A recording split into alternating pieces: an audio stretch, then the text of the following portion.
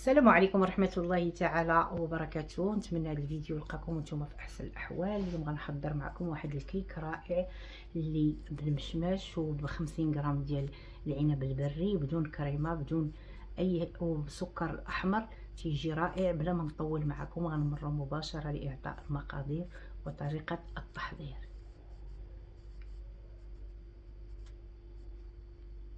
بسم الله. اول حاجه غنحتاج باش غنحضر معكم هذا الكيك الرائع، كنحتاج 3 البيضات كبار. انا عندي شويه البيض صغير اضطريت ندير 4، واللي عنده كبير راه يدير غير 3.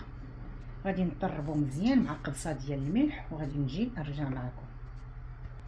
الخليط ديالي ديال البيض مع الملح، شوف كيتضاعف في الحجم ديالو وتبدل اللون ديالو. غادي نضيف كاس الا ربع ديال السكر الاحمر وغادي نطلع مزيان. استسمح من بعد ما طربت 4 البيضات ومع الملح وتذوب الحجم ديالها. كنت نسحب راسي تنصور وما صورتش. غادي نضيف لها كاس الا الربع تاع السكر الاسمر. ها هو وريت لكم القياس شحال، ولكن راه طربته ما كنتش نصور. شوفوا القوام ديالو كي ولا كريمي. كنضيف عليه القشره ديال حامضه كامله غنحكها وما ناخذوش هذاك البيض. وشوفوا غندير كاس الا ربع ديال زيت الزيتون ديك الخفيفه، ما كانتش غادي ديروا الزيت النباتيه، وعوض ديروا كاس الا ربع تقريبا ديروا كاس، يبقى ليه غير شويه باش يحمر. غادي نطرب هاد الزيت مع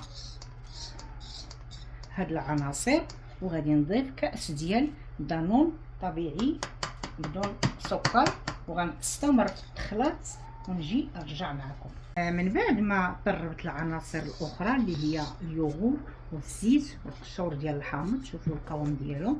خديت 300 غرام ديال الدقيق الكامل او انتيغرال، وخديت خميره، كيس ديال الخميره من 16 غرام. غادي نضيف الكميه كامله وغادي نخلط غير بالطراب هكا حتى يتجانس هاد العناصر كامله، وغادي نزيدو باقي المكونات.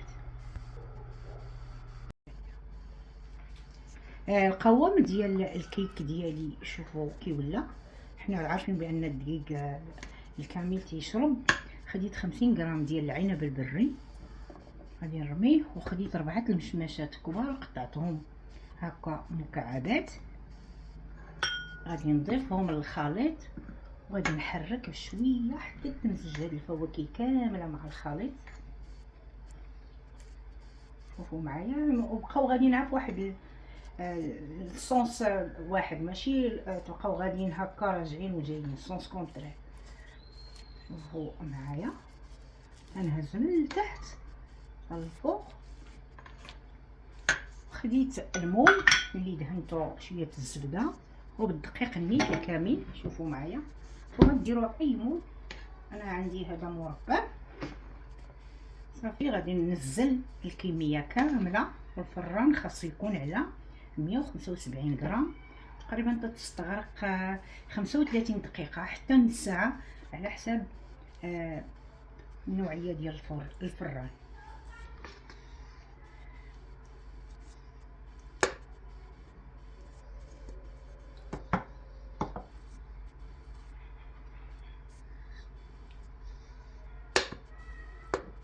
صافي نحاول نخبطها هكا مع الفران والسخونيه. غادي تشد لا فورم ديال المول صافي وغندخلها للفران. تيبقى هذا هو الشكل النهائي ديال الكيك ديال المشماش من بعد ما كيخرج من الفران. غنزول معكم وتتزول بسهوله. غادي نقلبها على الوجه الاخر. شوفوا معايا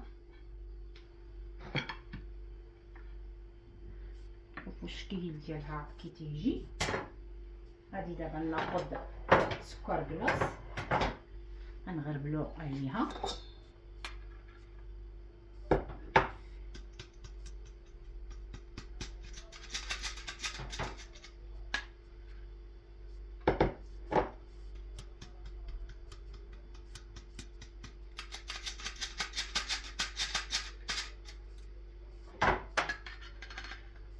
وتيبقى هذا هو الشكل النهائي ديال الكيك ديال المشماش اللي حضرت معكم مرحله مرحله.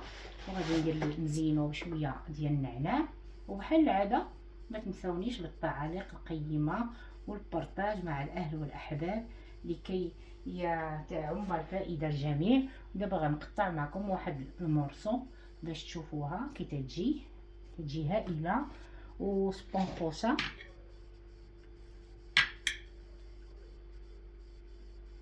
نتوما شوفوا الداخل كي تيجي مع المشماش والعنب البري، يا سلام.